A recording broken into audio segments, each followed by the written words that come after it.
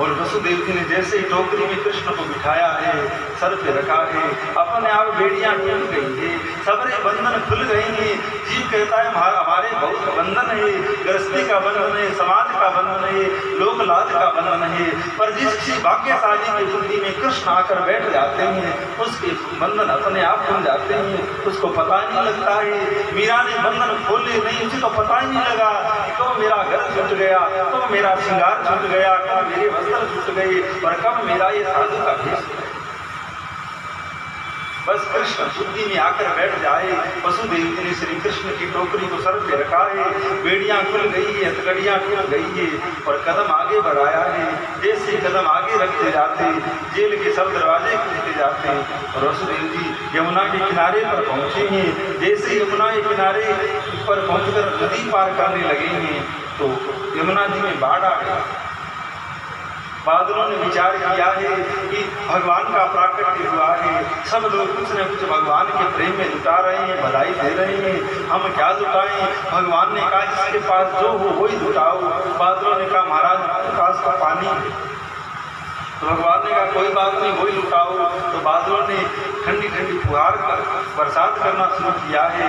वसुदेव जी लाला को लेकर जाते हैं। वसुदेव जी को चिंता हो रही है कि टोकरी ऊपर से खुली है, बालक अभी छोटा है और ऊपर से पानी बरस रिया है। उतने में भगवान शेष बलराम जी ने आकर के अपने फणों से बालक की ऊपर छाया करी है। वसुदेव जी आगे बढ़ते जाते हैं और जमुना का पानी की गिरती ऊपर पड़ रिया है। यमुना ने विचार किया है क्या पता दोबारा ये मौका मिले नहीं मिले, मेरे प्राण प्रियतम आराध्य मेरे बीच में आए हैं तो मैं इनको प्रणाम कर लूँ, इनका चरण प्रक्षालन कर लूँ। भगवान कह रहे अरे बाबी ने धीरज धर, पूरे थोड़ा अभी आने तो दे, जीवन भर यहाँ पर लीला करूँगा और युगों युगों तक तुम्हारे तट पर गैयाचारण करूँगा, रास लीला करूँगा, वन भोज करूँगा, एक शांति धर। भगवान ने अपना चरण टोकरी से नीचे किया है। जैसे ही यमुना जी ने यमुना के जल में से सप्रस हुआ है, तुरंत यमुना जी उतर गई, ये रास्ता मिल गया है। वसुदेव जी गोकुल पहुँचे और माया के द्वारा सब काम बनाए गए। गोकुलवासी सब प्रगाढ़ निद्रा में सो गए हैं। नंद बाबा वसुदेव जी नंद बाबा के भवन में पहुँचेंगे। जिस कक्ष में माँ यशोदा सो रही है उस कक्ष में गए हैं और यशोदा मैया के रात में लाली भई, उसको तो टोकरी में सुला दिया है और लाला को यशोदा के संग सुला करके योग माया को लेकर वापस आ गए। और जैसे ही कारागार में पहुंचे हैं अपने यहाँ बेड़ियां लग गई थी, पहरेदार जग गए हैं, दरवाजे सब बंद हो गए हैं। संत लोग कहते हैं जब वसुदेव जी ने भगवान को माथे पर चढ़ाया था तो बेड़ियां खुल गई थी और ये जो योग माया जो माया है उसको बुद्धि में बिठाया तो बंधन लग गई। उसी प्रकार संसारी लोग जो भगवान को बुद्धि में बिठाते हैं तो बंधन खुल जाते हैं और माया को धन को संसार को बुद्धि में बिठाते हैं तो बंधन वापिस लग जाते हैं।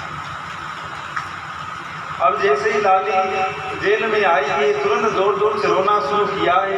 कंस को तो इंतजार ही था कि कब 8वां जन्म ले और मैं उसका वध करूं। तुरंत दौड़ा आया है और आकर के लाली को देवकी ने बड़ी प्रार्थना करी है, महाराज ये लाली है, ये तो आपका क्या बिगाड़ेगी, ये तो आपके स्नेह की भाजक है, आप इस पर स्नेह करिए, आपका कोई निष्ठ नहीं करेगी। तो कंस को तो दया नहीं लगी। देवताओं ने बुद्धि दी कि उस विष्णु का पता नहीं है, वो मोहिनी बनकर भी अपना काम बना जाता है, तो कहीं वो लड़की बन करके आ गया वो, इसीलिए अब मैं भूल नहीं करूँगा। देवकी बेचारी रोती चिल्लाती रही पर उसने सुना नहीं। उस बच्ची का पैर पकड़ करके खींचा है देवकी और एक शिला थी जिस पर उसने देवकी के 6 बालकों को पटक करके मारा था, उसी शिला पर पैर पकड़ करके पटकने लगा तो वो लाली हाथ से छूटकर आकाश में चढ़ गई थी और अष्टभुजी दुर्गा का रूप धारण करके प्रकट हो गई। कंस देखता रह गया ये क्या लीला हुई। तुरंत देवी अष्टभुजी होकर प्रकट हुई और कहा मैं नहीं बताती थी पर तेने मेरे चरण पकड़े हैं, या लिए बताए रहे हूँ तो मुझे क्या मारता है। देव को मारने वाला तो प्रकट भी हो चुका है, जहाँ से जाना चाहिए वहाँ को जा चुका। कंस को बड़ी पीड़ा हुई, देवकी के पास आया, अरे बहन मैंने तेरे देवताओं की बात में विश्वास किया, जो तुमको इतना कष्ट दिया थे, बालकों को मार डाला, और अब ये दुर्गा कह रही है कि तुम्हें जन्म लेने वाला, तुम्हें मारने वाला तुम्हें जन्म चुका है। अब ये इनको तो यहीं छोड़ते हैं और नंद बाबा के यहाँ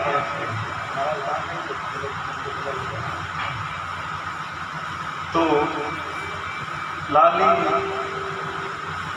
का जन्म हुआ है। सुनंदा हुआ जल्दी उठ गई। भाने उसने देखा कि सवेरा होने को है, अब तक यशोदा उठी नहीं है, क्या बात है। तो जैसे यशोदा कक्ष की ओर गई, दरवाजा खोल करके देखा तो मैया यशोदा को तो खूब नींद आ रही है, और वहाँ के बगल में नीलमणि लेटे पड़े हैं, पैर पटक रहे हैं, किलकारी कर रहे हैं। जो सुनंदा ने देखा नाच पड़ी, भागी नंद बाबा का पता पूछ रही है, अरे भैया कहाँ पर हो, कृपा है गई, कृपा है गई। बालों ने पूछा, अरे क्यों हल्ला कर रही है, बोले ऐसे ही कर रही हो, नंद बाबा का पता बताओ। तो किसी ने कहा वो गौशाला में बैठे हैं और भजन कर रहे हैं। अब भजन कहाँ कर रहे हैं, लेके तो माला बैठे और भगवान नारायण का भजन कर रहे, पर भजन तो भूल गए और माला पर जप रहे, कछु तो होए गो लाली होएगी, लाला होए गो, कछु तो होए गो, इस तरह जप कर रहे। इतने में सुनंदा पहुंची है, भैया पहले मुझे बताओ कि बधाई में काम था। बाबा ने कहा कि जो तेरे को चाहिए सो ले ले। आके हाथ में तिजोरी की चाबी धर दी और कहा जल्दी बता का भयू है। सुनंदा ने कहा भैया लाला को जन्म भयू है। अब महाराज नंद बाबा भी उछल पड़े हैं, मानो इतना आनंद दूर है कि जैसे कोई जवान छोरा कूद रही हो, कोई इतना उत्सव भयो। जैसे गोकुल में ये बात पहुंची है, सबरी गोकुल की नर नारियां सुंदर उत्सव करती हुई, गीत गाती हुई मैया यशोदा के घर की ओर आ रही है। तो आइए सब लोग मिल करके बधाई गाएं कि आगे की लीला का। बाजे बाजे रे बधाई मैया तोरे अंगना, बाजे बाजे रे बधाई मैया तोरे अंगना, बाजे बाजे रे बधाई मैया तोरे अंगना, बाजे बाजे रे बधाई मैया तोरे अंगना, बाजे बाजे रे बधाई मैया तोरे अंगना, बाजे बाजे रे बधाई मैया तोरे अंगना।